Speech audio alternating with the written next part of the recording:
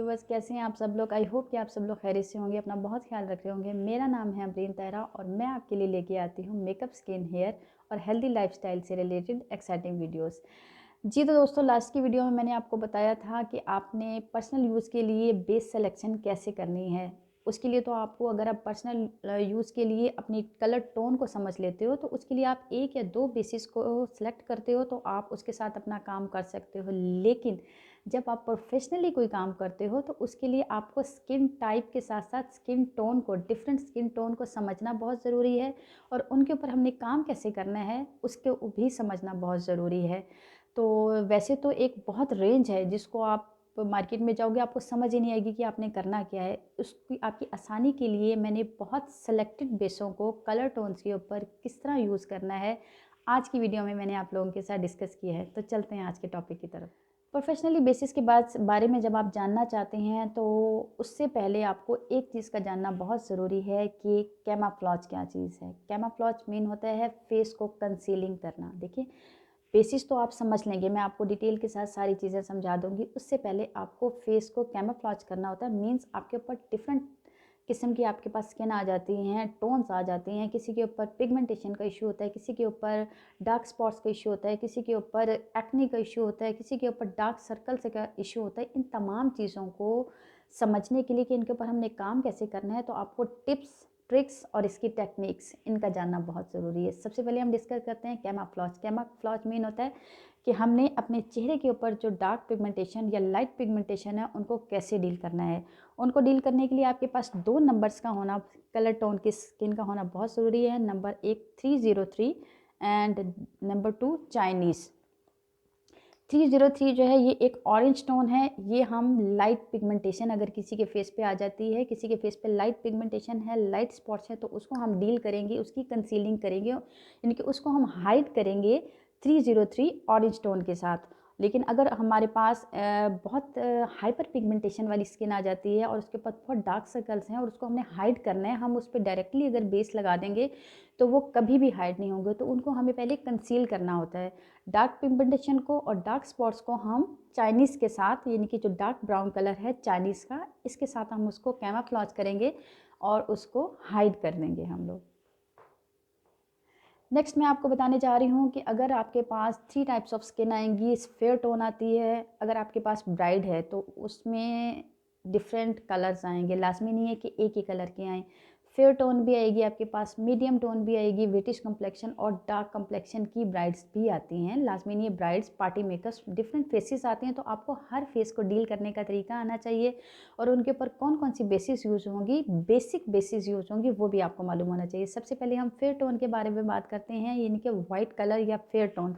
उसके लिए आपके पास दो बेसिस का होना बहुत ज़रूरी है। सबसे पहले FS45 प्लस आइवरी। अगर आप आइवरी की रेंज में जाते हैं तो इन दो बेसिस के साथ आप फेयर टोन के ऊपर बहुत अच्छी बेस बना सकते हो। लेकिन अगर आप W की सीरीज़ में जाना चाह रहे हैं तो उसके लिए आपके पास 1W प्लस 4W, इन दो बेसिस का होना बहुत ज़रूरी है। तो इसके साथ आप बहुत अच्छे तरीके से बेस फेयर टोन के ऊपर बना सकते हो।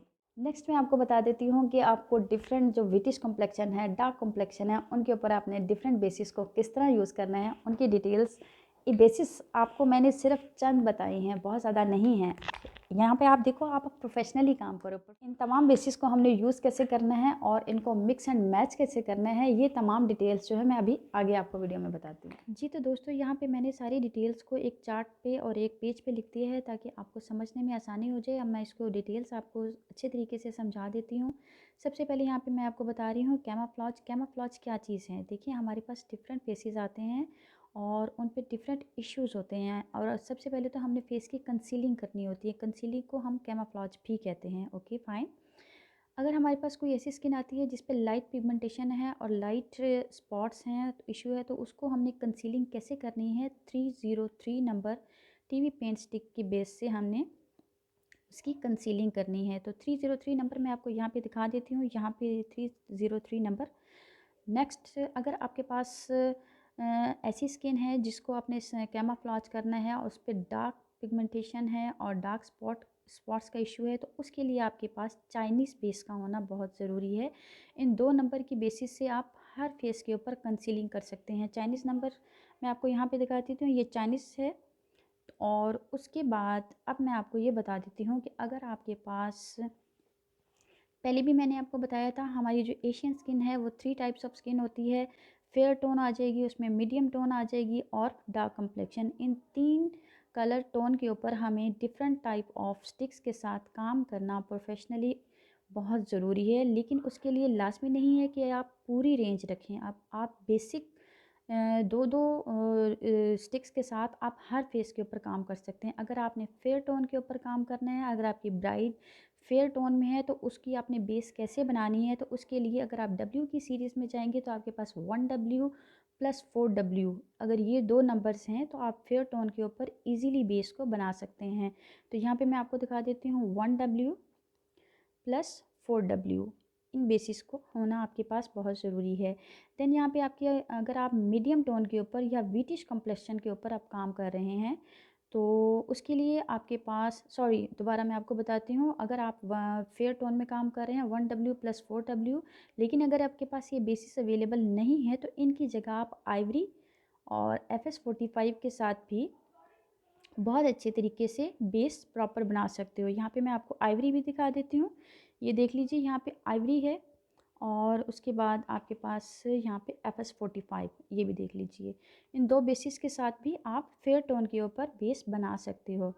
देन मैं आपको बता देती हूँ मीडियम टोन यानी कि वीटिश कम्प्लेक्शन, जिसे हम गंदमी रंग या दरमियाना रंग भी कहते हैं, तो उसके लिए ऊपर आप 4W plus 3W sorry 4W plus 3W के साथ आप बहुत इजीली बहुत अच्छी बेस बना सकते हो। यहाँ पे मैं आपको 4W और 3W की सीरीज़ भी दिखा देती हूँ, ये देख लीजिए। तो इसके साथ आप बहुत अच्छी बेस बना सकते हो। नेक्स्ट, अगर आपके पास ये W की सीरीज़ अवेलेबल नहीं है लेकिन इन 2 कलर्स का होना बहुत ज़रूरी है, तो उसके बाद आप FS36 प्लस FS45 के साथ भी बहुत अच्छे तरीके से बेस बना सकते हो। मैं ये कह रही हूँ कि आप, लाजमी नहीं है कि आप सब बेसिस रखें, इनमें से आप 2-2 को सिलेक्ट कर सकते हैं,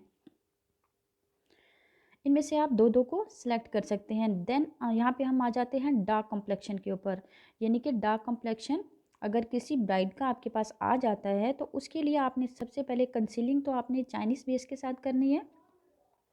उसके बाद आप FS38 प्लस FS45 के साथ बहुत बेस को बनाएंगे और बहुत अच्छे तरीके से उसकी ब्लेंडिंग करेंगे। अभी तो मैं आपको सिर्फ टोन सिलेक्शन बता रही हूँ, उसके बाद इस पर काम कैसे करना है वो अलग से वीडियोस में मैं आपको उसकी डिटेल्स बताऊँगी। मैंने आपको बताया FS38 प्लस FS45, यहाँ पे मैं आपको दिखा देती हूँ FS38 प्लस FS45, ये देख लीजिए।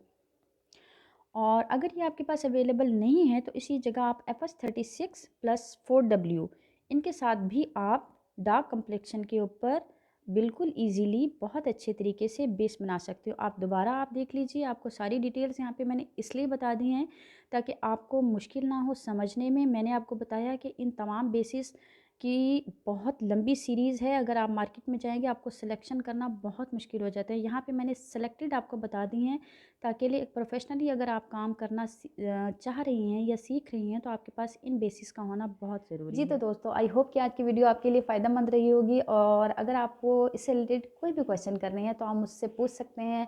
मैंने तो अपनी तरफ से पूरी कोशिश की है कि आपको शॉर्ट से शॉर्ट वर्ड्स में और सिलेक्टेड चीज़ों के साथ आपको प्रोफेशनली बता सकूं कि आप इन बेसिक सिलेक्टेड बेसिस को लेके आप प्रोफेशनली काम कैसे कर सकते हो।